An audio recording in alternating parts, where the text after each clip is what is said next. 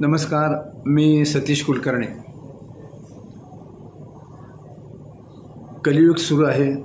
कलह वाढत चाललेला आहे. प्रत्येक कुटुंबामध्ये काही ना काहीतरी कलह आहेच. असं क्वचित कुटुंब सापडेल की ज्याच्या घरामध्ये कलह नाही.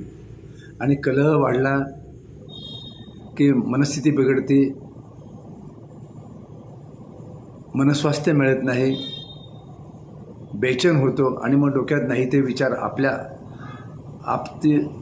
जे लोक आहेत, नातेवाईक आणि कुटुंबातील सदस्य यांच्यामध्ये कारण नसताना दुजाभाव होतो आणि तो वाढतच चाललेला आहे. काहीतरी मार्ग निघावा म्हणून मग पत्रिका घेऊन बरेच जण अमुक ठिकाणी जा, तमुक ठिकाणी जा, मग ते उपाय सांगतात. आणि सर्वात आता हल्ली जो उपाय किंवा कारण सांगितलं जातं, मातृदोष आणि पितृदोष. आणि मग त्याचा खर्च, मग त्याचे जे अनेक प्रकार, आणि सर्वसामान्य माणूस करतो ते, कारण त्याला सुखशांती समाधान हवं असतं. म्हणून तो जो सांगेल ते उपाय त्र्यंबकेश्वरला जाऊन, काशीला जाऊन, अन्य ठिकाणी जाऊन ते करण्याचा प्रयत्न करतो. आणि मातृदोष पितृदोष हे सांगितल्यानंतर तर लोक एक पाऊल पुढे जातात आणि लवकरात लवकर आपल्या आईवडिलांचा दोष लागू नये म्हणून प्रयत्न करतात. यापूर्वीसुद्धा मी अनेक ठिकाणी सांगितलं आहे आणि अनेक तत्त्वज्ञानींनी सांगितलं आहे की मातृदोष आणि पितृदोष हा नसतोच आणि नाही. कोणतेही आईवडील आपल्या मुलांनी किती त्रास दिला तर ते त्रास देत नाहीत. एक तर त्यांचा आत्मा निघून गेलेला असतो, ते परत येऊन त्रास देतील हेही योग्य वाटत नाही. परंतु शब्दामध्ये एवढी ताकद आहे, मातृदोष आणि पितृदोष, तो आत्मा निघून जातो, विषय संपून जातो. या प्रकारामुळे अनेक आईवडिलांचे फोटोसुद्धा अनेकांच्या घरात नाहीत. खरं म्हणजे आईवडिलांचे फोटो घरात पाहिजे. त्यांना बघता क्षणी आपला भाव उचंबळून येतो. त्यांना बघितल्याशिवाय आपल्याला चैन पडत नाही, कारण त्यांनी आपल्याला जन्म दिला. अनेक हाल अपेष्टेतून त्यांनी आपल्याला घडवलेलं असतं. तो मध्ये वादविवाद सुरू झाला होता की आईवडिलांचे फोटो लावावे की न लावावे, पुन्हा उचापत्या, पुन्हा काहीतरी स्पष्टीकरण करायचं, पुन्हा कोण काहीतरी बोलतो. लोक या व्हिडिओमध्ये लोकांना चांगलं समाज प्रबोधन करण्यापेक्षा वितंडवाद घालतात. फोटो लावले काही फरक पडत नाही, नाही लावले तरी काही फरक पडत नाही, पण असणं गरजेचं आहे, कारण ती आपली आठवण आहे. बरं, आपण त्यांच्यानंतर किती वर्ष राहतो, काही वर्ष राहतो, एकमेकाला पाहायला काहीच हरकत नाही. तो विषय स्वतंत्र मी एकदा पुन्हा मांडणार आहेच.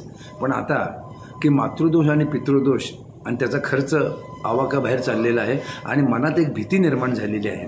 तर या व्हिडिओद्वारे मी फक्त एवढंच सांगू इच्छितो की मातृदोष आणि पितृदोष हे घडू शकत नाही, घडणार पण नाही. परंतु तुमच्या ज्या समस्या आहेत त्या मातृदोष आणि पितृदोष या नावावर ढकलल्या जातात. याला दोन पर्याय माझ्याकडे उपलब्ध आहेत. एक तर तुम्ही ज्यावेळी पिठापूरला येताल त्यावेळी इथं जे कुकुटेश्वर मंदिर आहे, पादगया तीर्थ आहे, तिथं महाराष्ट्रात किंवा इतर ठिकाणी जे लाखो रुपये खर्च होतात कर्मकांड करण्यासाठी, पितृदोष मातृदोष हरण्यासाठी, तर इथं अत्यंत स्वस्तामध्ये, अत्यंत कमी दक्षिणेमध्ये केलं जातं. एक दिवस इथं वाढवा आणि तो एकदा उपाय करून घ्या, म्हणजे तुमचं समाधान लाभेल. काही लाखो रुपयाला खर्च येणार नाही. अनेक लोक पिठापूरला येतात पण उचापात्या करून दिवसभर इकडे तिकडे फिरतात.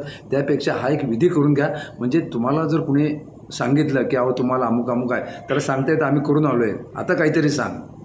ते एक मानसिक समाधान होईल.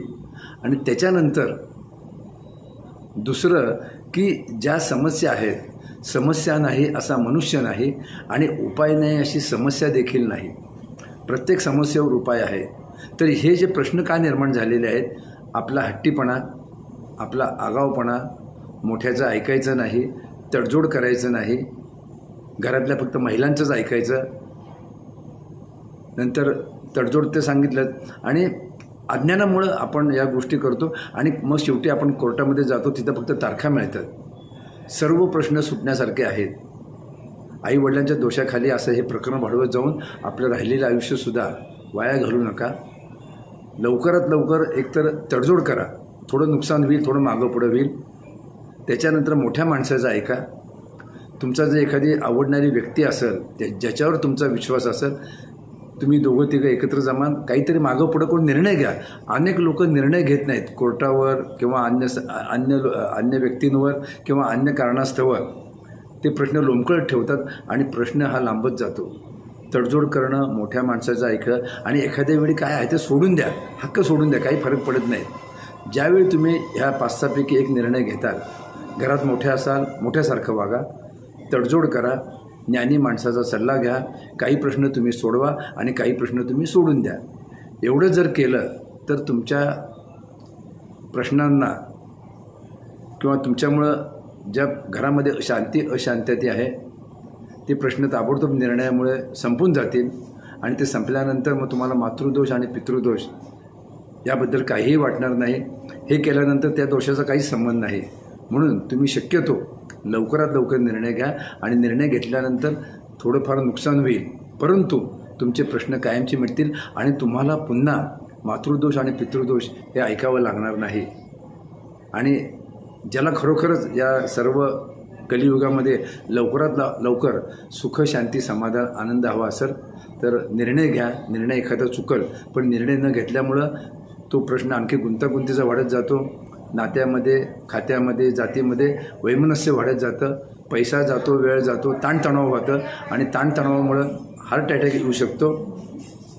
शेवटी परमेश्वराने आपल्याला चांगलं जीवन जगायला पाठवलं आहे आणि आपण जेव्हा निर्णय घेतो, निर्णय घेतल्यानंतर खरोखरच त्यातून मार्ग निघतो आणि तो मार्ग निघावा म्हणून शेवटी तुमच्या हातामध्येच बऱ्याच गोष्टी आहेत. तुम्ही निर्णय घ्या. निर्णय घेतल्यानंतर थोडं मागं पुढं होईल, परंतु तो प्रश्न कायमचा सुटून जाईल आणि प्रश्न सुटल्यानंतर तुम्हाला जी शांती मिळेल ती आपल्या आयुष्यातली मोठी शांती समजा. कलियुग आहे, समोरचा बदलणार नाही, पण परमेश्वराने तुम्हाला जे थोडंफार ज्ञान दिले, अक्कल दिली, त्याचा उपयोग करून लवकरात लवकर निर्णय घ्या आणि या ज्या समस्या आहेत, संकट आहेत, त्या व्यापातून तुम्ही मुक्त व्हा अशी मी सर्वांना विनंती करतो. नमस्कार.